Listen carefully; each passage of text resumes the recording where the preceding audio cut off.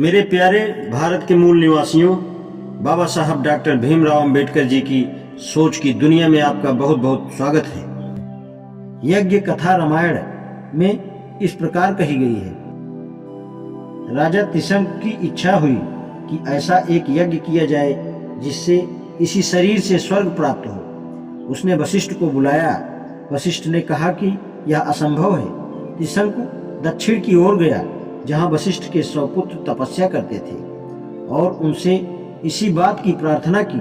राजा ने बड़ी नम्रता से प्रार्थना की कि हम अपने पुरोहित को संकट के समय का सहायक समझते हैं। वशिष्ठ के बाद हम तुम्ही लोगों को कुल देवता समझेंगे। उन लोगों ने उत्तर दिया, मूर्ख, तुम्हारे गुरु ने ठीक बात बताई थी। उनकी बातों को ठुकराकर तुम दूसरों के पास आए हो। इक्ष्वाकु कुल सबसे बड़ा मान्य गुरु है। जब वशिष्ठ ने इनकार कर दिया तो हम उसे कैसे कर सकते हैं। हे मूर्ख राजा, तुम अपनी राजधानी को वापस जाओ। वशिष्ठ त्रैलोक्य के गुरु होने योग्य हैं, हम उनका अनादर नहीं कर सकते।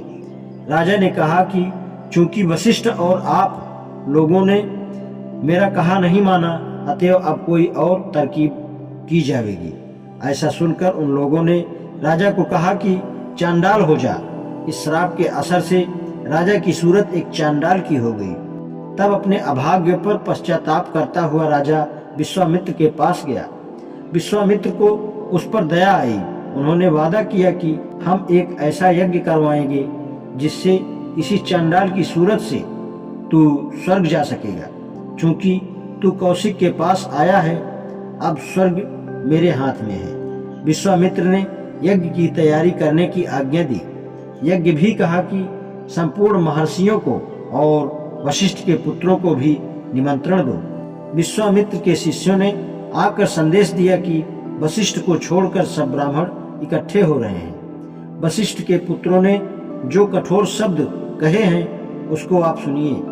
उन्होंने कहा कि जिस यज्ञ का करने वाला चांडाल और कराने वाला क्षत्रिय है, उसमें देवता और ऋषि लोग कैसे सम्मिलित हो सकते हैं।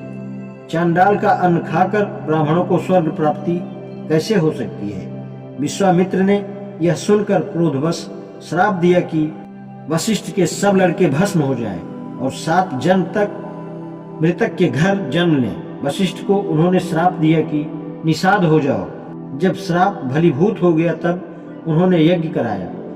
अन्य ब्राह्मणों ने भी ऋषि के भय से यज्ञ में भाग लिया। याजक विश्वामित्र थे और ऋत्विज अन्य ब्राह्मण थे। विश्वामित्र और वशिष्ठ की लड़ाई में सुदास ने भी भाग लिया।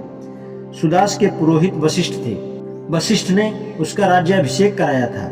वशिष्ठ ने ही दास राजाओं पर विजय प्राप्ति में उसकी सहायता की। इस पर भी सुदास ने वशिष्ठ को इस पद से निकालकर विश्वामित्र की नियुक्ति कर दिया।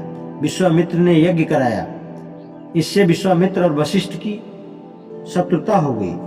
एक और घटना घटी जिससे यह शत्रुता और भी बढ़ गई। सुदास ने वशिष्ठ के ज्येष्ठ पुत्र शक्ति को अग्नि में डलवा दिया, जिससे वह भस्म हो गया। यह कथा सत्यायन ब्राह्मण में लिखी है।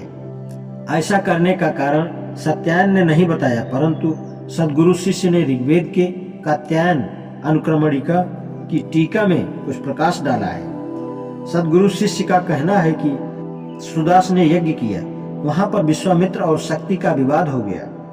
विश्वामित्र हार गए। ऐसा प्रतीत होता है कि विश्वामित्र के अपमान का बदला लेने के लिए सुदास ने शक्ति को अग्नि में डलवा दिया। इस बात से वशिष्ठ तथा सुदास की शत्रुता होनी ही थी। यह शत्रुता सुदास के पुत्र और वशिष्ठ के पुत्रों में भी चली। तैत्तिरीय संहिता में कहा गया है, पुत्र की मृत्यु के बाद वशिष्ठ ने सुदास के पुत्रों से बदला लेने के लिए पुत्रोत्पत्ति की इच्छा की। उन्होंने यज्ञ किया और पुत्र प्राप्त करके सुदास से बदला लिया। यही बात कौशिकी ब्राह्मण से ज्ञात होती है। आज इतना ही। शेष कल। धन्यवाद।